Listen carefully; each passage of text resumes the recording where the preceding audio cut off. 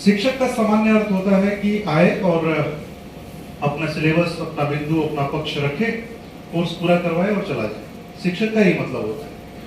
एक शिक्षक का आपके प्रश्न, शिक्षक के पास आपके सारे सवालों का जवाब होता है और आपके प्रश्नों को पूरी तरीके से संतुष्ट करके भेजता है कि आपके जो भी क्यूरीज है, आपके जो भी इंक्वायरी है, उन सबको भेजा जाता है। इसलिए शिक्षक का महत्व तो हमारे समाज में शुरू से रहा है और इसलिए शिक्षक के रूप में माता पिता को ऊपर रखा जाता है। गुरु जो मेंटोर जिसको कहते हैं ना, वो सबसे ऊपर होता है।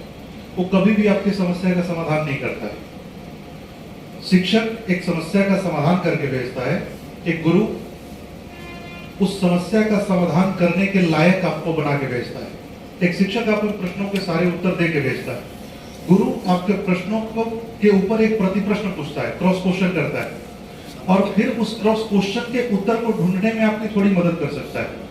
वो प्यास ऐसी जगह के भेजता है कि जिसकी पूर्ति के लिए आप जीवन भर तड़पते रहेंगे और जिस दिन आपकी प्यास खत्म हो गई, आप भी एक गुरु बन जाते हैं। मतलब कि वो आपको अपने जैसा बनाना चाहता है या कुछ ऐसा बनाना चाहता है कि जिससे आप भी अपने जीवन में कहीं प्रकाश फैला सकें। उसका ना तो पाठ्यक्रम से कोई मतलब होता है, ना उसके जीवन का कभी सिलेबस होता है।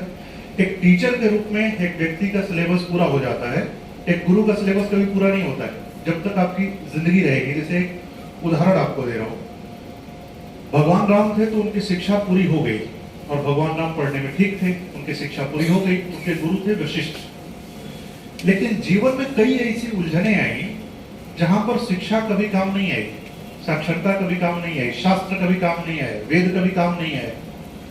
जैसे अगर आपने रामायण देखी हुई, सुना उसके बारे में, तो जंगल में जब वो लोग जाते हैं और उनको मनाने के लिए उनका भाई गया, भरत जिनका नाम था, तो भरत ने शर्त रखी कि आप वापस जाएंगे तो ही मैं जाऊंगा, नहीं तो नहीं जाऊंगा।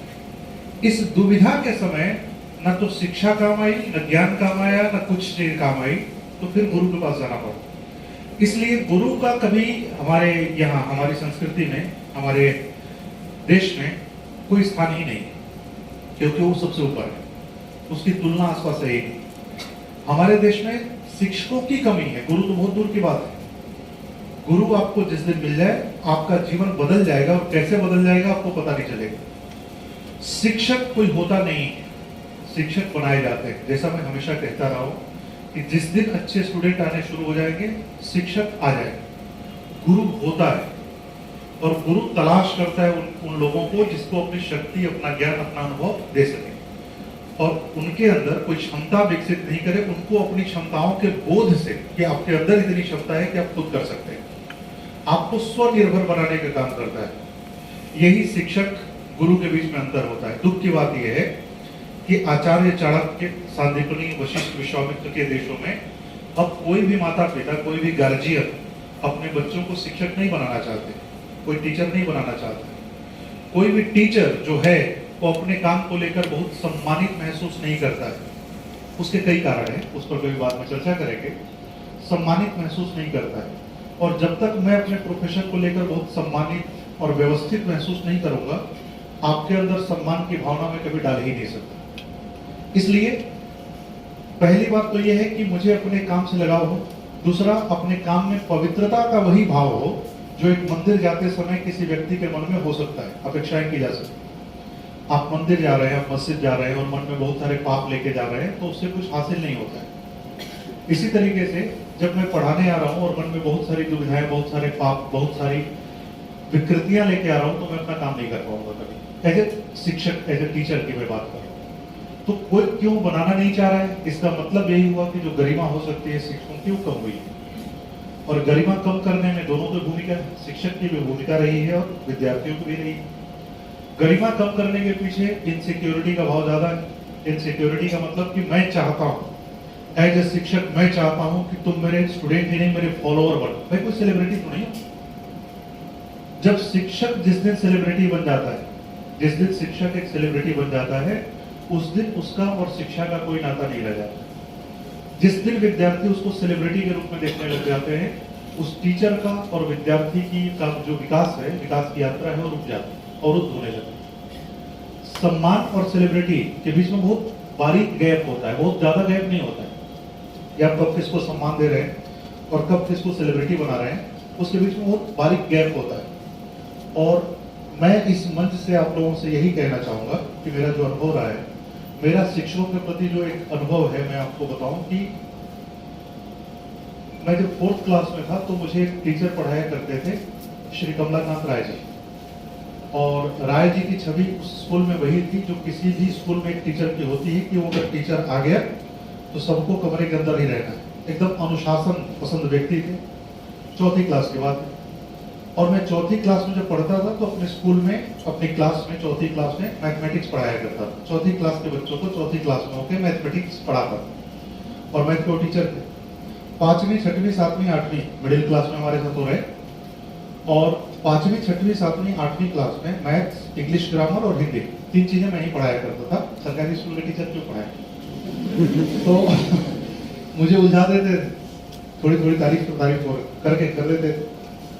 लेकिन मेरी भावना उन टीचरों के प्रति, आज तक मुझे जो शानदार टीचर मिले, एक थे मिस्टर मुनींद्र राय, जो मैथमेटिक्स के जबरदस्त विद्वान थे। उसे विद्वान मैंने देखा नहीं, मैथ्स के और फिजिक्स के।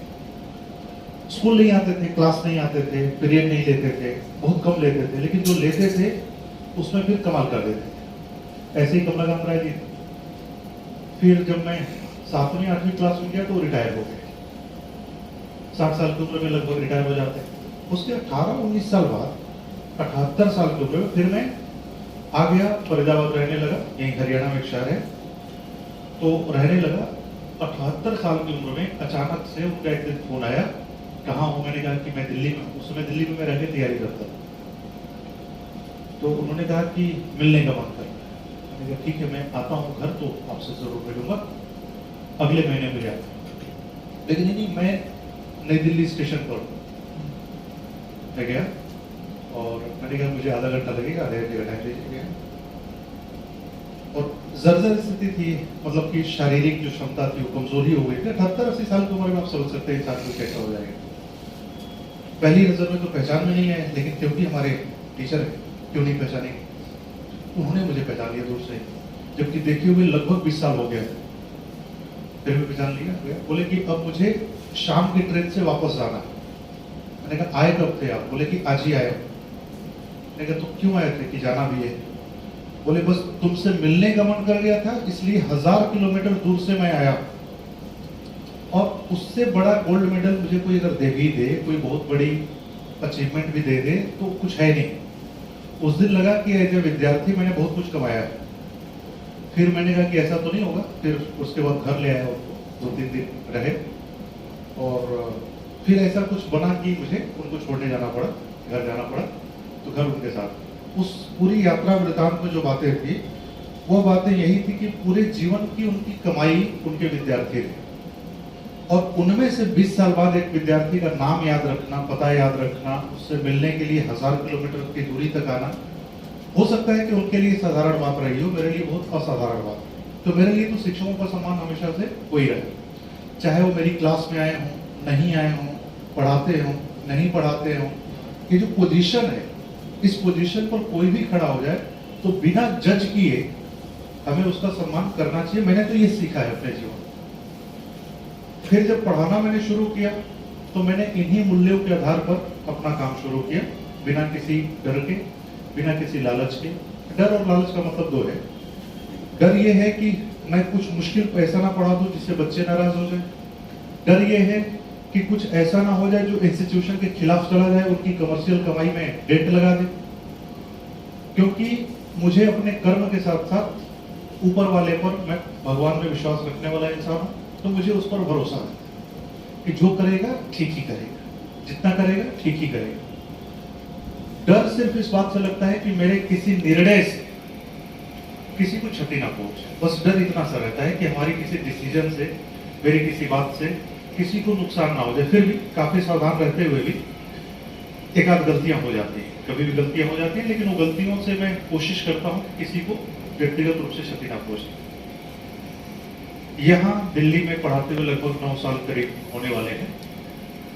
जो मुझे सम्मान मिला, सम्मान मैं कैसे आंकता हूँ? सम्मान में इस आधार पर कभी आंका ही नहीं कि मेरे पढ़ाए हुए कितने विद्यार्थी सफल हुए। और आप भरोसा करेंगे नहीं करेंगे वो अलग चीज है, लेकिन किसी भी सफल कैंडिडेट का नंबर मेरे मोबाइल में शायद सेव नहीं मिलेगा, उनके मैसेजेस हैं, सब कुछ है, सेव नहीं है। और ये मैं जानबूझकर करता हूं। जो सफल नहीं हो पाए किसी कारण से और 4-5 साल 7 साल हो गया तैयारी को, उनके लगभग नंबर, मतलब कि देखो जैसे 300 लोग आप लोग बैठे हुए हैं, तो आप में से मुश्किल से 5-10 ही संपर्क में रह जाएंगे। ये सच्चाई, उससे ज्यादा नहीं लड़ पाएंगे, क्योंकि कई बार परिस्थितियां ऐसी आती हैं, आप चाह कर भी एजुकेशन के आवरण में या किसी तरह से आप चाहते भी ये कांटेक्ट करना नहीं कर पाते। मैं चाहता भी हूँ संपर्क में रहना, मेरे लिए संभव नहीं हो पाता, ये भी एक सत्य है। तो जो असफल स्टूडेंट है, वो जो सम्मान की मैं बात कर रहा हूँ, तो महसूस करता हूँ कि जब उनके गार्जियन, कम से कम 10-12 लोगों ने ऐसा कहा मुझसे कि आपके बारे में घर पे ये जितनी बातें करता है, करती है, और उसमें बातें करते करते जितना इन्वॉल्व हो जाता है, हो जाती है, उतना तो हम लोगों ने कभी इसको इन्वॉल्व देखा ही नहीं। मैंने कहा ऐसा कुछ है, मतलब चलता रहता है, तो मेरा पास हो जाता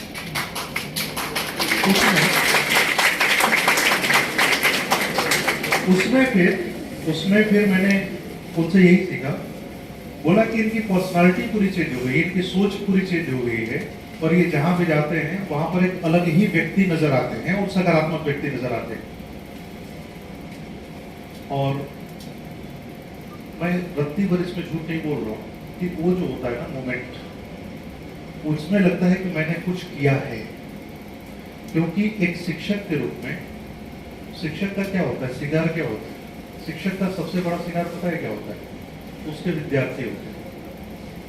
और जब वो विद्यार्थी ऐसे काम करने लगे, सफलता असफलता तो एक पेपर की बात है, मेरा 2 नंबर से सिलेक्शन नहीं हुआ, मैं सिलेक्ट हो जाता, कहीं सर्व कर रहा होता, हो सकता है सिलेक्शन, मैंने प्रयास किया होता, हो सकता है आगे हो गया। 3 अटेम्प्ट मैंने छोड़ दिए थे अपने यूपीएससी के, 3 ही अटेम्प्ट मैंने दिए हैं, 3 अटेम्प्ट नहीं दिया है। तो श्रृंगार होते हैं विद्यार्थी, जब श्रृंगार अच्छे मिल जाते हैं ना, तो फिर आपके रास्ते, आपकी मंजिलें, दूसरी चीजों की जरूरत पड़ती नहीं। और मैं इसी में खुश रहता हूं कि शायद मेरी कही हुई बात, भूगोल तो देखो कहीं भी पढ़ लो, भूगोल मुझे आता भी नहीं, भूगोल में जानता भी नहीं हूं, और भूगोल पढ़ाने की इच्छा भी नहीं।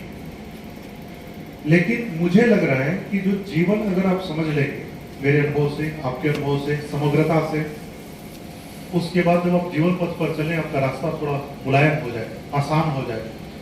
और आसान होने का मतलब नहीं कि रास्ता ठीक हो गया, आप चलने के लिए इतने मजबूत हो गए कि सारी चीजें आसान हो गई। जिस दिन ये महसूस आप करने लगेंगे, और उम्मीद है कि क्लास के खत्म होते होते करने भी लगेंगे, जिस दिन आप करने लगेंगे, वही मेरी सफलता, वही मेरा शिकार है। और इस मामले में मैं बड़ा भाग्यशाली रहा। दिल्ली हो, जयपुर में भी साल भर पहले आना हुआ, इलाहाबाद में 1 आध बार गया हूँ, लखनऊ में गया हूँ 1 आध बार, बाकी शहरों में तो जाने का कोई अनुभव नहीं है। लेकिन जितने लोग मिले, जो चीजें मुझे प्राप्त हुई इस उम्र में, किसी को प्राप्त नहीं होती, और इसके लिए ईश्वर ही साक्षी है, ईश्वर का ही धन्यवाद है, मेरे अंदर कोई ऐसी प्रतिभा नहीं। और इस बात में आप लोगों ने जो ये किया, ये सब करने की देखो जरूरत है, कभी जरूरत नहीं पड़ती है।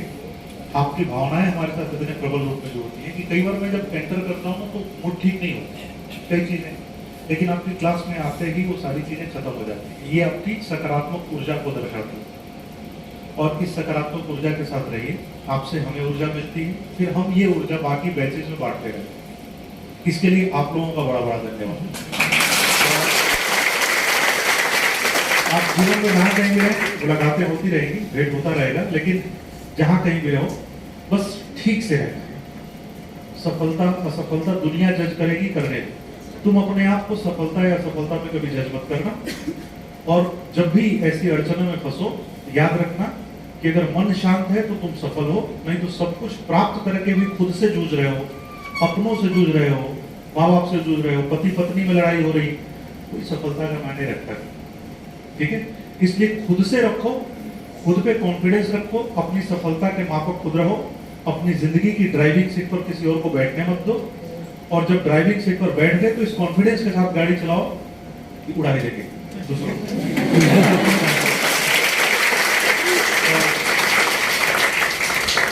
और तो मैं क्या कहूँ, और तो बाकी क्लास में बातें होती रहती हैं, तो कोई नई बात है नहीं हमारे पास कहने के लिए। आप लोगों का बहुत बहुत शुक्रिया, बहुत बहुत धन्यवाद।